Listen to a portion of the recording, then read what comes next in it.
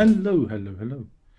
We're trying this live again and seeing how long it takes for YouTube to make it active. I'm messed around with the settings, so it should be a little bit 25 frames a second.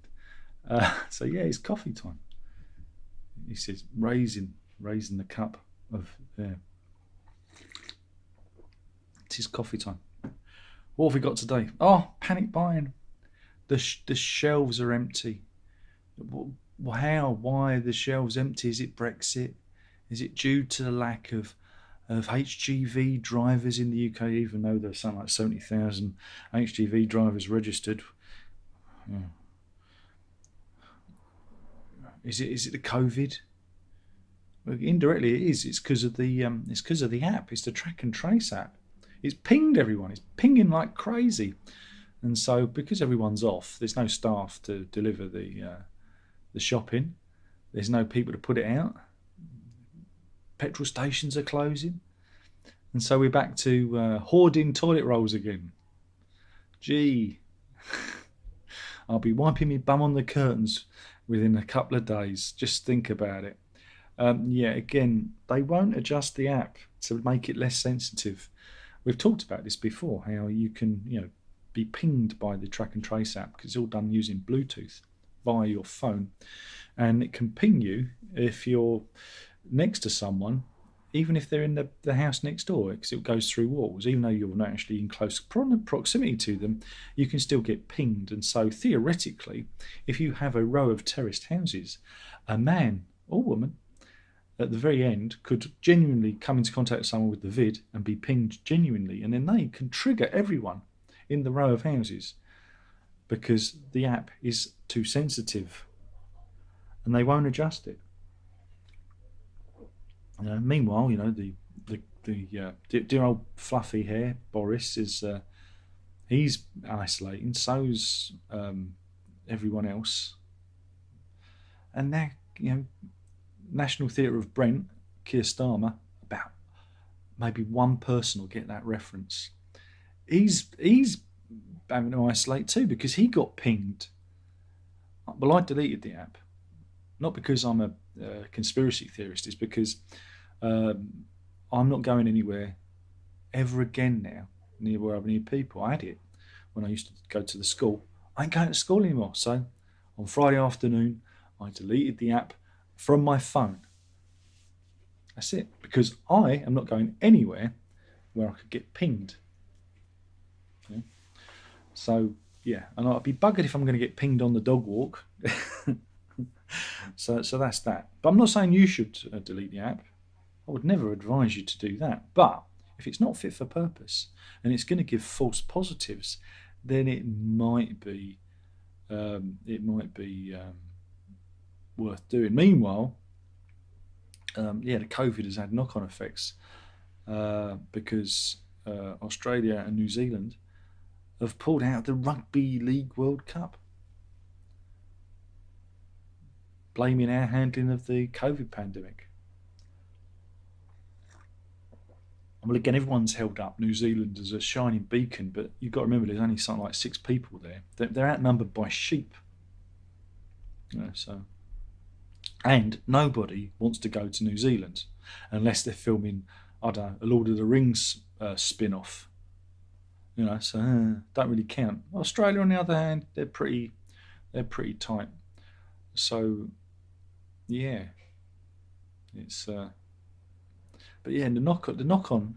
I'm just getting all this from the Daily Mail website because it's free. It's there. The knock on effect is you have to self quarantine in hotels if you're flying into the country, and 16 women who claim that have been in quarantine have claimed that they've been sexually harassed by hotel workers. Again, it's not funny, but don't they know these hotel workers? I guess they're predominantly male. Don't they know that they'll be breaking COVID rules by trying to pork them? Put it in your trousers, son. Put it in your trousers. So yeah, that's a thing, isn't it? Meanwhile, This is real media. Shall I bother doing it? Yeah, because Giles Coren's at see you next Tuesday. He's I don't know what he is. Let's just say, yeah, his father was Alan Coren, who's very famous, and he's only got where he is today by nepotism. And he wrote a nasty tweet aimed at a young journalist who died the other day, Dawn Foster. She was 33, and I think she suffered from many different illnesses. And he wrote a terrible, terrible tweet. Terrible tweet it was, because she'd, I don't know, written. she basically said what I said. That hey, he'd be no one without his father, which is true. Well, everyone, I think they've tried to cancel it, but the thing is if you're a middle class, see you next Tuesday, it doesn't tend to work. So someone's daubed Dawn Foster's name outside his house. The funny thing, excuse me, that's him getting his revenge. The funny thing is, someone keeps stealing his fancy electric car. I've got a funny feeling it's probably going to get stolen again, and everyone's going to cheer. So there you go. So what else have we got? I'm trying to find another juicy story.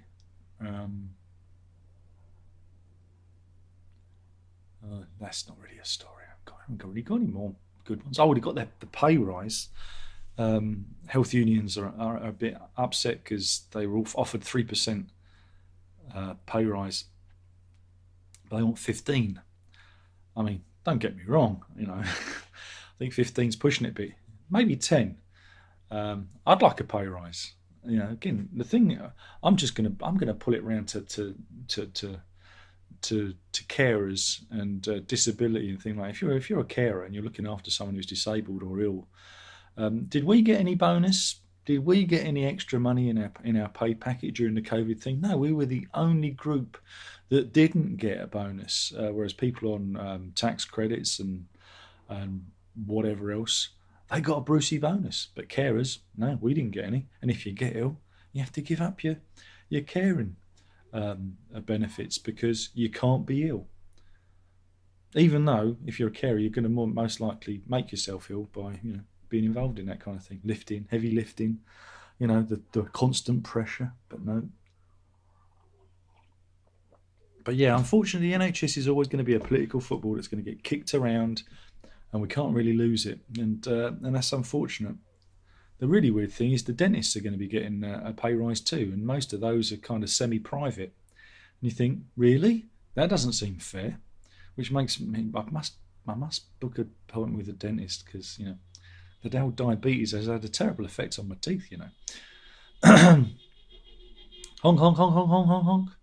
See, they think that the NHS workers should get a pay rise too. There we go. Yeah, there's not much else. There's not much else. I'm just going through. I should have done my research before I came on. But I didn't bother because Oh yeah, Eric Clapton news. He's saying he won't play venues that require proof of vaccination. And again, no one likes Eric Clapton at the moment, especially on the Twitters. It's good to see all the right ones getting upset by Eric Clapton. Oh, he's a racist. Or because was it 1976, I think it was, he went on a bit of a coke and booze fueled diatribe. Yeah, coke and booze make you do very, very, very silly things. I'm not condoning what he said, but I think he has apologised for it many times afterwards. But it didn't it spawn the Rock Against Racism thing that came up in around the same time? I think it was inspired by Clapton's terrible outburst. But anyway, everybody hates Clapton.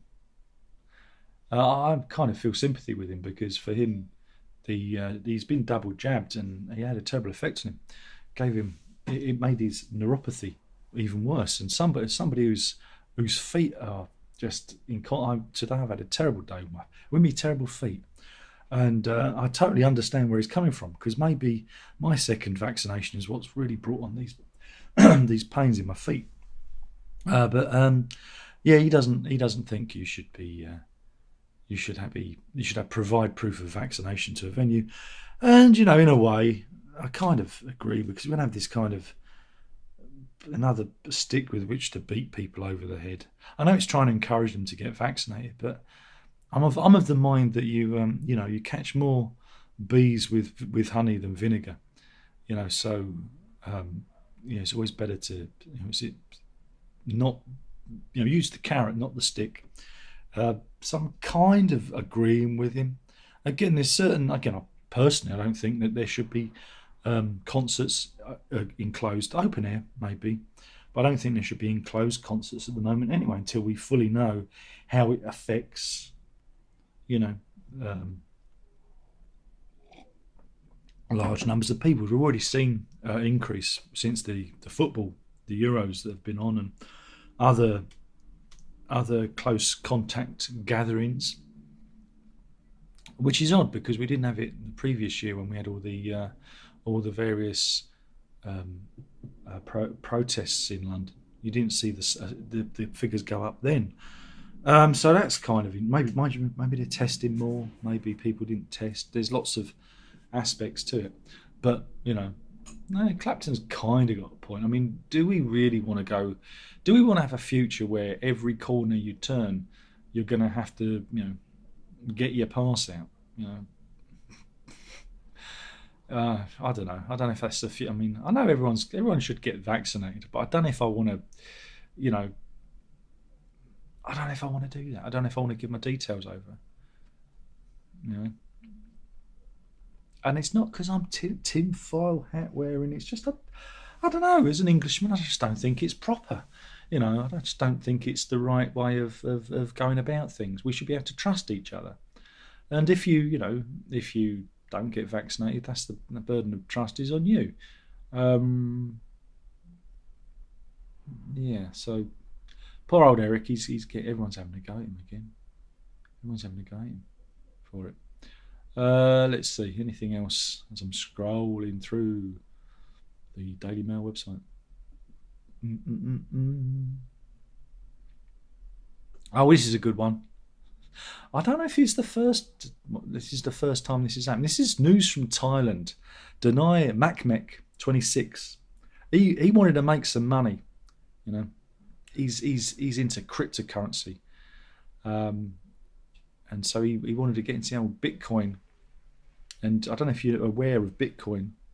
No, me neither. Something to do with blockchain and bits of code and stuff. But anyway, you can do crypto mining, and it takes an awful lot of power and energy and machines. It throws out a lot of heat. It's not very ecologically sound, the whole cryptocurrency industry. They say that they are, but it really isn't.